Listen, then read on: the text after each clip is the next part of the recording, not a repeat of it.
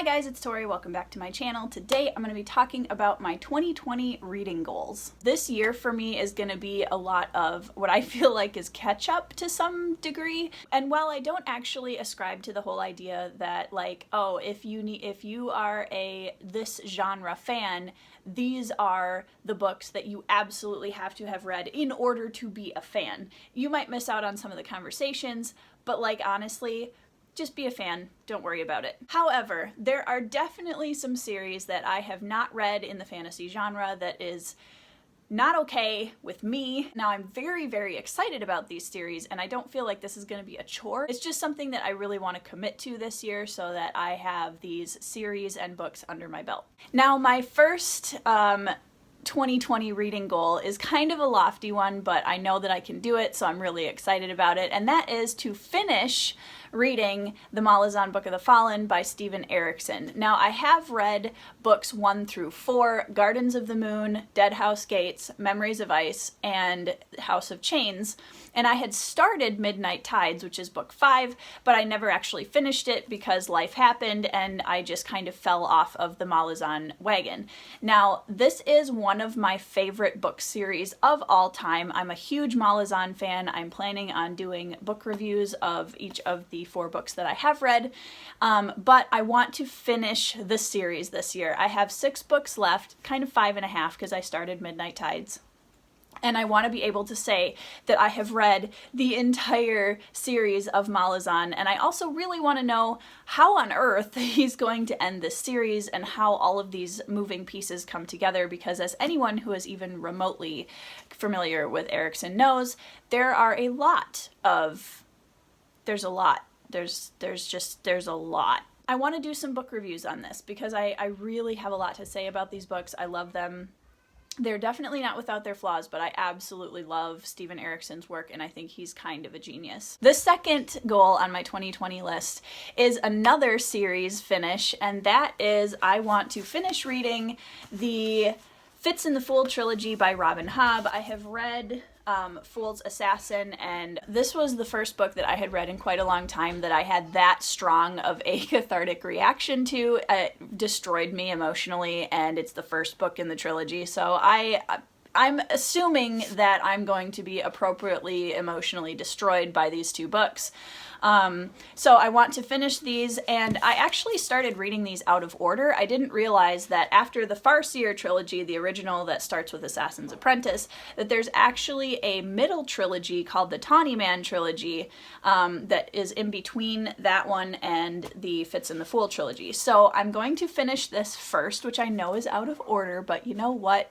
It's fine. It's gonna be fine. We're all gonna be fine. And then I'm gonna go back and read the Tawny trilogy again. So that is another 5 books that I want to read this year so that I have this series finished. Besides finishing those 2 series, which are kind of my like big ones on the year, I also want to focus really hard on just catching up on a lot of fantasy authors that are modern favorites that I really haven't had that much exposure to. I want to read some Joe Abercrombie. I want to read my first Jim Butcher. I have not read either one of those 2 gentlemen, which is horrible, and I know. I'm excited. I've watched a lot of their like Comic-Con panels, so I'm really excited because I know that both of them in their own right are really big names in the industry, and I'm excited to delve into some of their work. Another goal that I have for this year is I want to do a few rereads. I want to do a few rereads of some of my absolute favorite books, and this time I want to go through them and really critically review them and do some book reviews on my channel of why I love them so much and the plot elements that really drew me into the story and the world and the characters, and I want to be able to do some more analytical book reviews for you guys on some of my absolute favorites. So look forward to some of those. White Fang is on that list. I'm going to do a book review on it. I have my paperback copy that I can write in and mark up, so I am going to hopefully start rereading that one soon, and I'm really, really excited to do a book review on it for you guys. There are also a few goals on my list that include some classics that I have never read, and this one is probably going to shock the world, but I'm a huge Lord of the Rings fan. I was introduced to the world of Lord of the Rings through Peter Jackson and his absolutely phenomenal incredible work with the original trilogy. We're not going to talk about The Hobbit. We're just not going to talk about it. But the original trilogy of movies blew me away. It was a huge part of my childhood. Now, to be fair, I have not actually read Lord of the Rings. I know, don't throw tomatoes at me, but I have to. And I feel like, you know, Tolkien's writing style is actually kind of hard for me to get through, and I have heard from so many people that the Fellowship of the Ring takes some effort to get through, and that's honestly, I have started reading this probably 5 or 6 times, and I always get stuck somewhere around Tom Bombadil in the Fellowship of the Ring. And for all of you Bombadilians out there, like, don't at me, but I can't stand Tom Bombadil. I don't understand why he's in the book, and he's so just, every single time I get to that part of the book, I'm bored and I quit. And I'm going to actually finish this book because I love the characters so much, and I've heard so much encouragement from people who have said, look, if you can commit to getting through the first book, after you get through The Fellowship of the Ring, Two Towers and Return of the King are so much easier to read, and they definitely, obviously, pick up the pace, and it's just better. So I'm going to commit. I'm going to read this book this year, and I'm hoping to do a reading vlog on it. We will see, but I'm really excited to actually finally be able to say, yes, I have read Lord of the Rings. I do want to go back and read some classics that I have never read before and that are high favorites of some of my friends and my husband. He has asked me to read Wuthering Heights.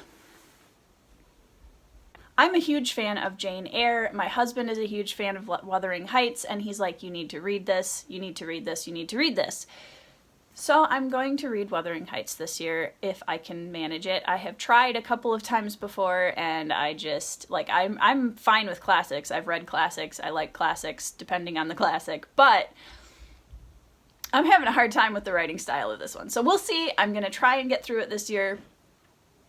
I already know that I'm going to absolutely hate Heathcliff as a character, so I'm kind of dreading that part of it, but I might surprise myself. You never know. Another classic that'll be a really easy read, but I absolutely have to get through this year because it's a classic and my husband is absolutely obsessed with it, is Fahrenheit 451 by Ray Bradbury. This is another one that I've never read. I've tried a couple of times, just couldn't get into it, but look how tiny that book is. I can definitely do this, guys. Like, I can do this. I honestly have so many more. I have 190 books on my Goodreads TBR list, and so I am not going to be short of options this year, and I'm sure there's going to be books that come out that I will have no idea about at this point that I will drop everything to read, but those are kind of my goals for 2020 reading. I would love to know what yours are. Put them down in the comments. Thanks so much for watching. If you like this video, subscribe to my channel, and I will see you guys again soon.